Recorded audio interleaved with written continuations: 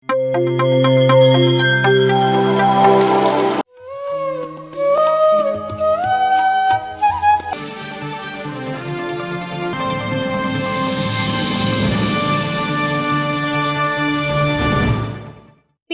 ಕನ್ನಡ ಪ್ರತಿಕ್ಷಣ ಸತ್ಯದರ್ಶನ ಧ್ಯಾನ ವಿಹಾರಿ ವಾರ್ತೆಗಳಿಗೆ ಸ್ವಾಗತ. ಇಂದಿನ ಮುಖ್ಯಾಂಶಗಳು. ಶ್ರೀ ಸಾಯಿ ಧ್ಯಾನಧಾರ ಉದ್ಘಾಟನಾ ಸಮಾರಂಭ. ಚಳ್ಳಕೆರೆಯಲ್ಲಿ ನಡೆಯುತ್ತಿರುವ ಒಂದು ದಿನದ ಆಧ್ಯಾತ್ಮಿಕ ಕಾರ್ಯಾಗಾರ. ಮೈಸೂರಿನ ಶಂಬಲ ಪಿರಮಿಡ್ ಧ್ಯಾನ ಕೇಂದ್ರದ ಉದ್ಘಾಟನಾ ಸಮಾರಂಭ. ಕೊಪ್ಪಳ ಜಿಲ್ಲೆಯ ಕಾರಾಗೃಹದಲ್ಲಿ ನಡೆದ ಧ್ಯಾನ ಪ್ರಚಾರ. ತಿಪಟೂರಿನಲ್ಲಿ ನಡೆದ ವಿಶೇಷ ಪಿರಮಿಡ್ ಧ್ಯಾನ ಶಿಬಿರ. ಮೈಸೂರಿನ ಧ್ಯಾನ ದಸರಾ ಕಾರ್ಯಕ್ರಮದ ಕುರಿತಾಗಿ ನಡೆದ ಪೂರ್ವಭಾವಿ ಸಭೆ. ಪತ್ರಿಜಿ ಸ್ಮೃತಿ ಸ್ಮರಣೆ ಅಂಗವಾಗಿ ನಡೆದ 11 ದಿನಗಳ ಧ್ಯಾನ ಯಜ್ಞ. ಪತ್ರಿಜಿ ವೆಜಿಟೇರಿಯನ್ ಮೂವ್ಮೆಂಟ್ ಕರ್ನಾಟಕ ವತಿಯಿಂದ ನಡೆದ ಧ್ಯಾನ ಕಾರ್ಯಕ್ರಮ. ಚಳ್ಳಕೆರೆಯಲ್ಲಿ ಮುಕ್ತಾಯಗೊಂಡ 41 ದಿನಗಳ ಮಂಡಲ ಧ್ಯಾನ. ಪಿರಮಿಡ್ ಧ್ಯಾನ ಮಂದಿರಗಳಲ್ಲಿ ನಡೆದ ಗುರು ಪೂರ್ಣಿಮೆ ಸಂಭ್ರಮಾಚರಣೆ. ಬೆಂಗಳೂರಿನ ತಲಘಟ್ಟಪುರದಲ್ಲಿ ಪ್ರಾರಂಭವಾದ ಮಂಡಲ ಧ್ಯಾನ. ಚನ್ನರಾಯಪಟ್ಟಣದಲ್ಲಿ ನಡೆಯಲಿರುವ ನಾದ ಧ್ಯಾನ ಚಕ್ರ 6. ಈಗ ವಿವರಗಳ ಕಡೆಗೆ. ಶ್ರೀ ಸಾಯಿ ಧ್ಯಾನಧಾರ ಉದ್ಘಾಟನಾ ಸಮಾರಂಭ ನಡೆಯಲಿದೆ.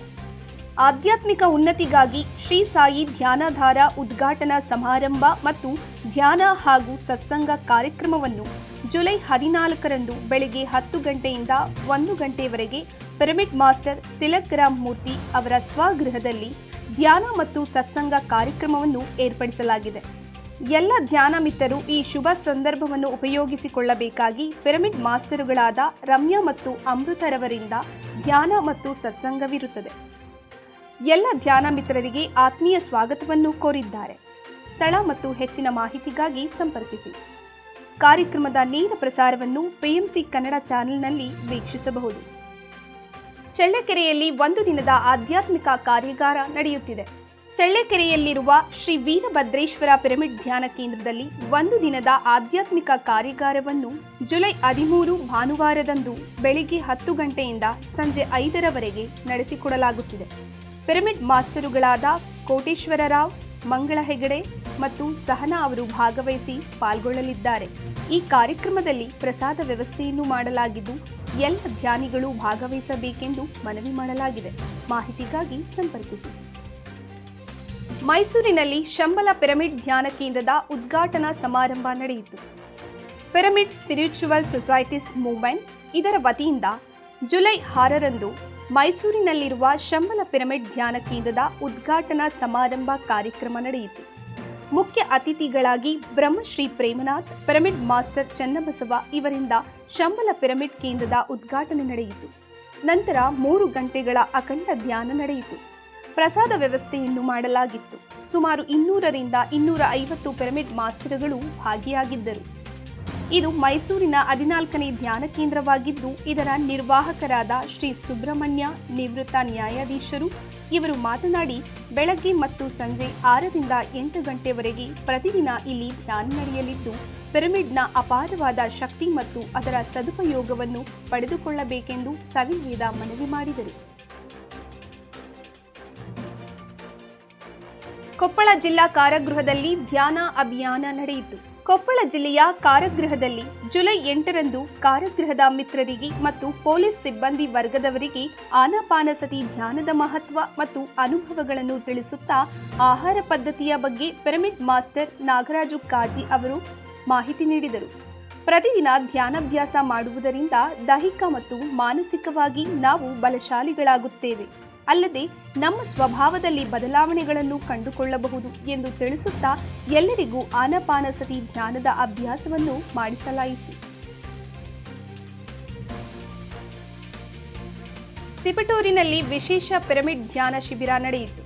ಶ್ರೀ ಸತ್ಯ ಗಣಪತಿ ಸೇವಾ ಸಂಘ ಟ್ರಸ್ಟ್ ತಿಪಟೂರು ಮತ್ತು ಪಿರಮಿಡ್ ಸ್ಪಿರಿಚುವಲ್ ಸೊಸೈಟೀಸ್ ಮೂವ್ಮೆಂಟ್ ಇವರ ಸಂಯುಕ್ತಾಶ್ರಯದಲ್ಲಿ ಸೊಗಡು ಜನಪದ ಹೆಜ್ಜೆ ಕಾರ್ಯಕ್ರಮ ಮತ್ತು ತಿಪಟೂರಿನಲ್ಲಿ ವಿಶೇಷ ಪಿರಮಿಡ್ ಧ್ಯಾನ ಶಿಬಿರ ಜುಲೈ 6 ಭಾನುವಾರ ಸಂಜೆ ಶ್ರೀ ಸತ್ಯ ಗಣಪತಿ ಆಸ್ಥಾನ ಮಂಟಪದ ಆವರಣದಲ್ಲಿ ಹಮ್ಮಿಕೊಳ್ಳಲಾಗಿತ್ತು.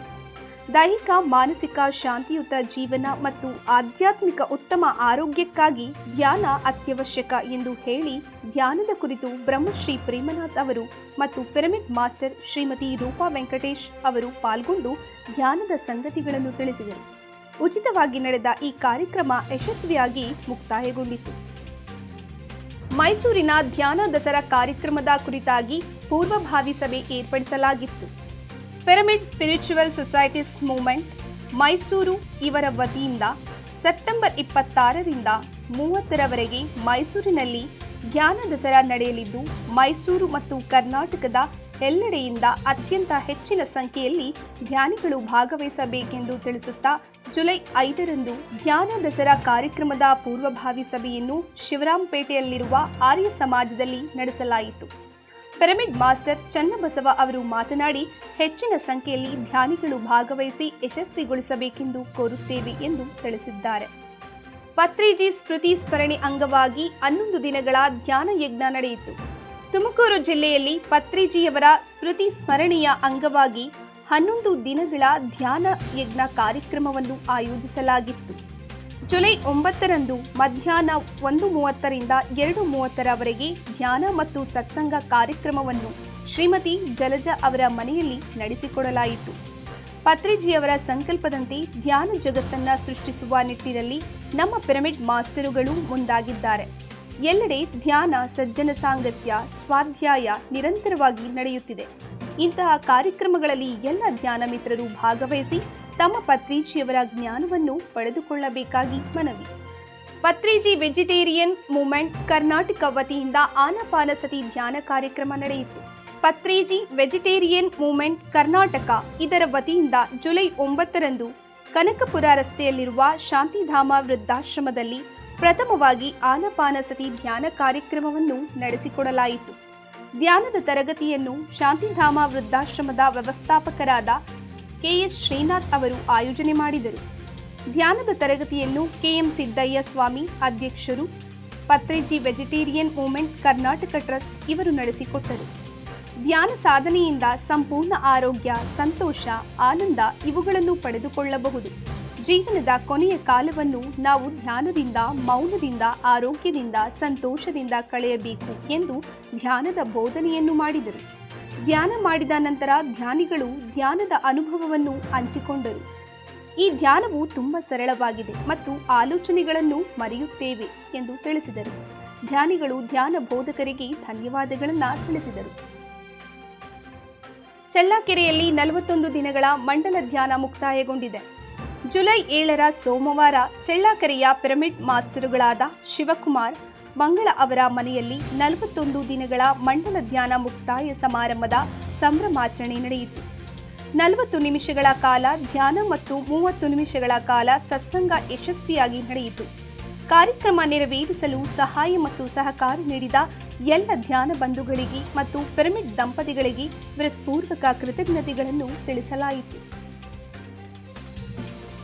ಹಲವಾರು ಪಿರಮಿಡ್ ಧ್ಯಾನ ಮಂದಿರಗಳಲ್ಲಿ ಗುರುಪೂರ್ಣಿಮೆ ಸಂಭ್ರಮಾಚರಣೆ ನಡೆಯಿತು. ವೇದವ್ಯಾಸ ಜಯಂತಿಯಾಗಿ ಕೂಡ ಆಚರಿಸಲಾಗುವ ಗುರು ಪೂರ್ಣಿಮೆ ಸಂಭ್ರಮಾಚರಣೆಯನ್ನು ಪಿಎಸ್ಎಸ್ಎಂನ ಹಲವಾರು ಪಿರಮಿಡ್ ಧ್ಯಾನ ಕೇಂದ್ರಗಳಲ್ಲಿ ಧ್ಯಾನ ಮತ್ತು ಸತ್ಸಂಗ ನಡೆಸುವುದರ ಮೂಲಕ ಆಚರಿಸಲಾಯಿತು. ಜ್ಞಾನದ ದಾರಿ ತೋರಿಸುವ ಗುರುಗಳನ್ನು ನೆನೆಸಿಕೊಂಡು ಕೃತಜ್ಞತೆಯನ್ನು ವ್ಯಕ್ತಪಡಿಸುವ ಈ ಗುರು ಪೂರ್ಣಿಮೆಯ ದಿನ ನಮ್ಮೆಲ್ಲರಿಗೂ ಸುದಿನ ಎಂದು ಸಂಭ್ರಮಿಸಲಾಯಿತು. ಬೆಳಗಾವಿ ಜಿಲ್ಲೆ ಅಥಣಿ ತಾಲೂಕಿನ ಶಂಕರಹಟ್ಟಿಯ ಶ್ರೀ ಮಲ್ಲಿಕಾರ್ಜುನ ಪಿರಮಿಡ್ ಆಧ್ಯಾತ್ಮಿಕ ಧ್ಯಾನ ಮಂದಿರದಲ್ಲಿ ಡಾಕ್ಟರ್ ಅಭಿನವ ಬ್ರಹ್ಮಾನಂದ ಮಹಾಸ್ವಾಮಿಗಳವರು ಗುರು ಪೂರ್ಣಿಮೆಯ ನಿಮಿತ್ತ ವಿಶೇಷ ಕಾರ್ಯಕ್ರಮ ನಡೆಸಿಕೊಟ್ಟರು. ಚಳ್ಳಕೆರೆಯಲ್ಲಿರುವ ಶ್ರೀ ವೀರಭದ್ರೇಶ್ವರ ಪಿರಮಿಡ್ ಧ್ಯಾನ ಕೇಂದ್ರದಲ್ಲಿ ಸಾಮೂಹಿಕ ಧ್ಯಾನ ಮತ್ತು ಸತ್ಸಂಗ ಕಾರ್ಯಕ್ರಮ ನೆರವೇರಿತು. ತುಮಕೂರು ಜಿಲ್ಲೆಯಲ್ಲಿರುವ ತ್ರಿನೇತ್ರ ಪಿರಮಿಡ್ ಧ್ಯಾನ ಕೇಂದ್ರದಲ್ಲಿ ಶ್ರೀಮತಿ ಯಶೋಧ ಮತ್ತು ರಮೇಶ ಅವರ ಮನೆಯಲ್ಲಿ ಗುರುಪೂರ್ಣಿಮೆ ಧ್ಯಾನ ಕಾರ್ಯಕ್ರಮ ನಡೆಯಿತು. ಗೋಕಾಕ್ ತಾಲೂಕಿನ ಬಗರನಾಳ ಗ್ರಾಮದಲ್ಲಿರುವ ಬಸವ ಪಿರಮಿಡ್ ಧ್ಯಾನ ಮಂದಿರದಲ್ಲಿ ಗುರುಪೂರ್ಣಿಮೆ ಸಂಭ್ರಮಾಚರಣೆಯನ್ನು ಆಚರಿಸಲಾಯಿತು. ಬೆಳಗಾವಿ ಜಿಲ್ಲೆ ಕಲ್ಲೋಳಿಯಲ್ಲಿರುವ ಶ್ರೀ ಮಲ್ಲಯ್ಯ ಪಿರಮಿಡ್ ಆಧ್ಯಾತ್ಮಿಕ ಧ್ಯಾನ ಕೇಂದ್ರದಲ್ಲಿ ಗುರುಪೂರ್ಣಿಮೆ ಸಂಭ್ರಮಾಚರಣೆಯನ್ನು ಸಂಭ್ರಮಿಸಲಾಯಿತು. ಕಾರ್ಯಕ್ರಮದ ದಿವ್ಯ ಸಾನ್ನಿಧ್ಯವನ್ನು ಪೂಜ್ಯ ವಿವೇಕಾನಂದ ದೇವರು ವಹಿಸಿಕೊಂಡಿದ್ದರು. ಒಟ್ಟಾರೆಯಾಗಿ ಗುರುಪೂರ್ಣಿಮೆ ಸಂಭ್ರಮಾಚರಣೆಯನ್ನು ಎಲ್ಲ ಧ್ಯಾನ ಮಂದಿರಗಳಲ್ಲಿ ವಿಶೇಷವಾಗಿ ಧ್ಯಾನ ಮತ್ತು ಸತ್ಸಂಗಗಳೊಂದಿಗೆ ಆಚರಿಸಿದ್ದು ಎಲ್ಲರಿಗೂ ಸಂತಸವನ್ನುಂಟು ಮಾಡಿದೆ. ಬೆಂಗಳೂರಿನ ತಲಘಟ್ಟಪುರದಲ್ಲಿ ಮಂಡಲ ಧ್ಯಾನ ಪ್ರಾರಂಭ ಮಾಡಲಾಗಿದೆ. ಬೆಂಗಳೂರು ತಲಘಟ್ಟಪುರ ದಿ ಹೋಮ್ ಶಾಲೆಯಲ್ಲಿ 10 ವರ್ಷಗಳಿಂದ ದೈಹಿಕ ಶಿಕ್ಷಕರಾಗಿ ಕಾರ್ಯನಿರ್ವಹಿಸುತ್ತಿರುವ ಎಚ್.ಡಿ. ನಾಗೇಶ್ ರವರು ಯೋಗ ಶಿಕ್ಷಕರಾಗಿ ಮಕ್ಕಳಿಗೆ ಯೋಗಾಭ್ಯಾಸವನ್ನ ನೀಡುತ್ತಿದ್ದಾರೆ. ಸತತ 40 ವರ್ಷಗಳಿಂದ ಪವಿತ್ರ ಯೋಗ ಶಾಲೆಯನ್ನು ನಡೆಸಿಕೊಂಡು ಉಚಿತವಾಗಿ ಯೋಗಾಭ್ಯಾಸ, ಧ್ಯಾನ, ಪ್ರಾಣಾಯಾಮವನ್ನು ಪ್ರತಿದಿನ ಮಕ್ಕಳಿಗೆ, ವಯಸ್ಕರಿಗೆ ಮತ್ತು ವೃದ್ಧರಿಗೆ ಮನವರಿಕೆ ಮಾಡುತ್ತಿದ್ದಾರೆ. 1 ತಿಂಗಳಿಂದ ಆನಪಾನಸತಿ ಮಂಡಲ ಧ್ಯಾನವನ್ನು ಪ್ರಾರಂಭಿಸಿ ಶಾಲೆಯ ಶಿಕ್ಷಕರು ಮತ್ತು ಸುತ್ತಮುತ್ತಲಿನ ಸಾರ್ವಜನಿಕರಿಗೆ ಧ್ಯಾನ ಪರಿಚಯಿಸುತ್ತಿದ್ದಾರೆ. ಚನ್ನರಾಯಪಟ್ಟಣದಲ್ಲಿ ನಡೆಯಲಿರುವ ನಾದ ಧ್ಯಾನ ಚಕ್ರ 6 PSSM ಮತ್ತು ಪಿರಮಿಡ್ ವರ್ಲ್ಡ್ ಫೌಂಡೇಶನ್ ಇದರ ನೇತೃತ್ವದಲ್ಲಿ ಚನ್ನರಾಯಪಟ್ಟಣ HNR ಕನ್ವೆನ್ಷನ್ ಹಾಲ್ನಲ್ಲಿ ಜುಲೈ 13 ಭಾನುವಾರದಂದು ನಾದ ಧ್ಯಾನ ಚಕ್ರ 6 ಕಾರ್ಯಕ್ರಮ ಹಮ್ಮಿಕೊಳ್ಳಲಾಗಿದೆ. ಕಾರ್ಯಕ್ರಮವು ಬೆಳಗ್ಗೆ 8:30ಕ್ಕೆ ಪ್ರಾರಂಭವಾಗಿ 3 ಗಂಟೆಗಳ ನಾದ ಧ್ಯಾನ, ಜ್ಞಾನ ಹಂಚಿಕೆ, ಸನ್ಮಾನ, ಸಾಂಸ್ಕೃತಿಕ ಕಾರ್ಯಕ್ರಮಗಳು ಮತ್ತು ಸಮಾರೋಪ ಸಮಾರಂಭ ನಡೆಯಲಿದೆ. ಈ ಕಾರ್ಯಕ್ರಮದಲ್ಲಿ ಪ್ರಸಾದ ವ್ಯವಸ್ಥೆಯನ್ನು ಮಾಡಲಾಗಿದೆ.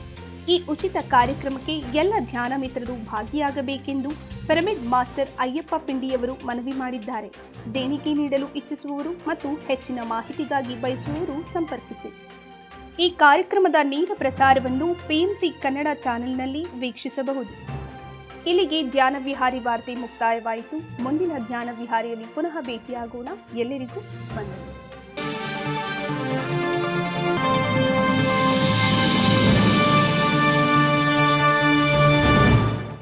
PMC ಕನ್ನಡ ಚಾನೆಲ್ ಅನ್ನು ಲೈಕ್ ಮಾಡಿ, ಶೇರ್ ಮಾಡಿ, ಸಬ್ಸ್ಕ್ರೈಬ್ ಮಾಡಿ ಮತ್ತು ಮಾಡಿಸಿ.